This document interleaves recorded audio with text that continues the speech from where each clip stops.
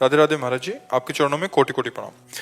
महाराज जी, 2 साल पहले एक मरीज की सर्जरी के दौरान उसके HIV संक्रमित रक्त के कारण ये रोग मुझे लग गया।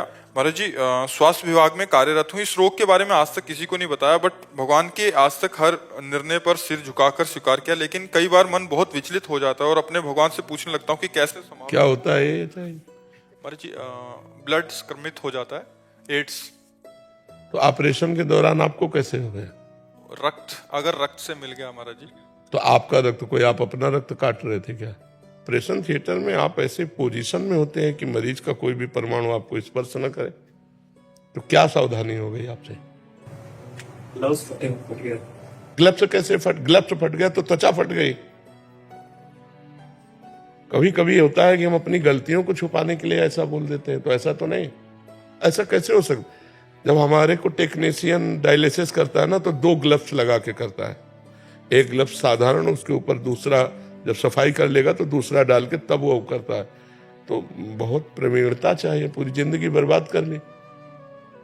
इसके और भी कारण हो सकते हैं, मतलब आपको फाइनल है कि आपका ऑपरेशन में हुआ, क्योंकि इससे क्या होगा, ये बात बहुत से डॉक्टर, बहुत से इस मरीजों के दवाइयां करते हैं या ऑपरेशन करना पड़े, तो फिर आपकी बात से उन सबको भय हो जाएगा ना। तो मुझे लगता है कि प्रायः बहुत बड़ी बड़ी बीमारियों से मरीज जाते हैं और डॉक्टर अपने को इतना सुरक्षित रख करके करते हैं जिससे वो उनके परमाणुओं से युक्त ना हो। महाराज जी, वो हाथ में कट लगा हुआ था और वो हाँ, ऐसी बात तुम्हारी मान सकते हैं कि पहले से कुछ ऐसा, मतलब तो फिर निराश होने की जरूरत नहीं। बहुत औषधियां हैं और उस परहेज से चलो, लेकिन ब्याह मत करना। हाँ, ब्याह मत करना, किसी लड़की के जीवन को बर्बाद मत करना। डॉक्टर पदवी प्राप्त करोगे तो ब्याह के लिए तो सब तैयार हो जाएंगे। आपको अपने जीवन में तप करना होगा कि किसी का संसर्ग नहीं, और नाम जप करते हुए परोपकार करो और जीवन भगवान को अर्पित कर दो। ठीक है?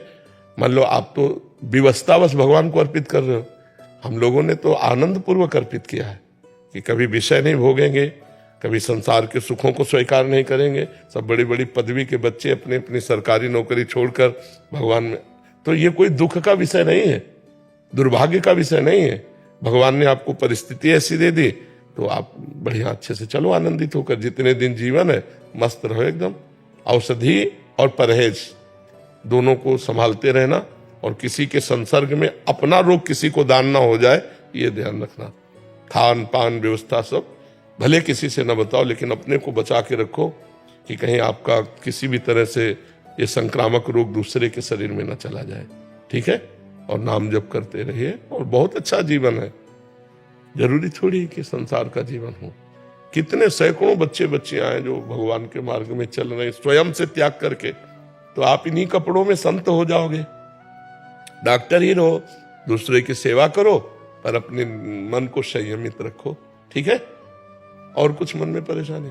महाराज जी, किसी के साथ, मतलब कि किसी मरीज को देखते हैं तो डर रहता है कि मेरी वजह से किसी का। हाँ, लेकिन आप वो व्यवस्था है, डरो मत, ऐसी सावधानी रखो, ऐसी व्यवस्था से रहो कि उसको ऐसा ना हो। ये बिल्कुल ठीक बात है। कभी डिस्टर्ब मत होना। मान लो इसको ज्यादा गाढ़ चिंतन करोगे तो लगेगा जीवन ही छोड़ दे।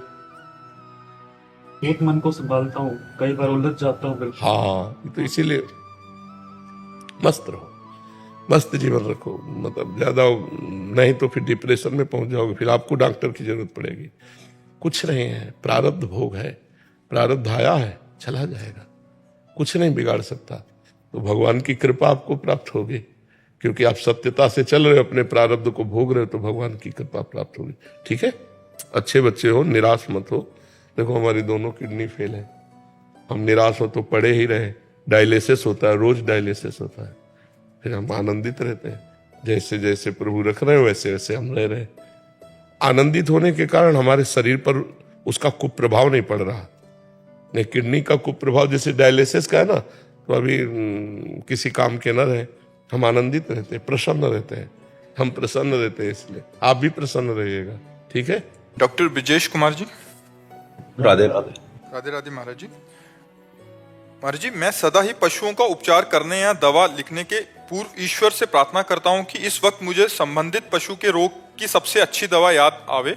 इसी के परिणाम स्वरूप जब पशु ठीक होता है तो पशुपालक तो मेरे चिकित्सक ज्ञान की प्रशंसा करते हैं, किंतु मैं प्रभु को धन्यवाद देता हूं, पर प्रभु पशुपालक की ये प्रशंसा मुझे लंबे समय तक याद रहती है। किंतु कुछ गंभीर रोगों में जब हम पशु को नहीं बचा पाते तब ये मानकर कि हरि इच्छा ही होगी भूल जाता है।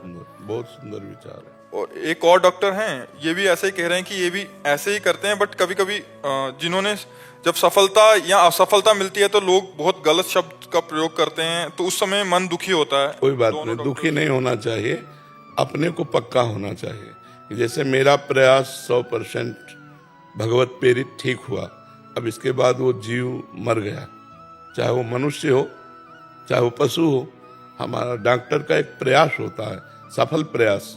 अब परिणाम भगवान के ऊपर है। जैसे उसका प्रारब्ध है कि अब इतने मिनट इतने सेकंड के बाद ये मरेगा, तो तुम चाहे संजीवनी जड़ी पिला दो, वो मरेगा, क्योंकि उसकी आयु समाप्त हो गई है। आयु को बढ़ाया नहीं जा सकता, आयु डॉक्टर के हाथ में नहीं है। रोग का निवारण करने की क्षमता औषधि में है, लेकिन आयु को बढ़ाने की क्षमता नहीं है। अगर आखिरी श्वास है, आपके इंजेक्शन लगाते लगाते तो आखिरी श्वास ही हो जाएगी।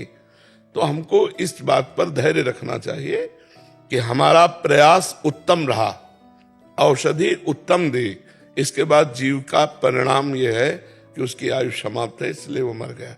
हमें दुखी नहीं होना। सामने वाला गाली दे रहा, वो अज्ञानी है, वो इस विषय को नहीं जानता, केवल वो रोग निवारण के उतने ही विषय को जानता है जितना पढ़ाई की है, जितना अभ्यास किया है, शेष बात नहीं।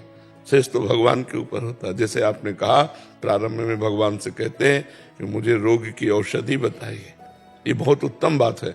और जब प्रशंसा मिलती है तो उसे भगवान की तरफ कर देते हैं कि प्रभु आपने ही बताया था, आपने ही प्रयास कराया था, ये आपकी ही प्रशंसा हो रही है। और जब निंदा होने लगे तब आपको सोचना चाहिए कि अज्ञान की धरा में निंदा कर रहा है, क्योंकि हमने भागवती प्रेरणा से ठीक औषधि की। अब उसकी आयु नहीं है तो मैं आयु थोड़ी बढ़ा दूंगा। गुरुजी, ये प्रसन्नता हमारे अहम को तो नहीं बढ़ा देगी? नहीं, अगर आप भगवान से जुड़े हैं तो अहम को प्रसन्नता नहीं बना देगी।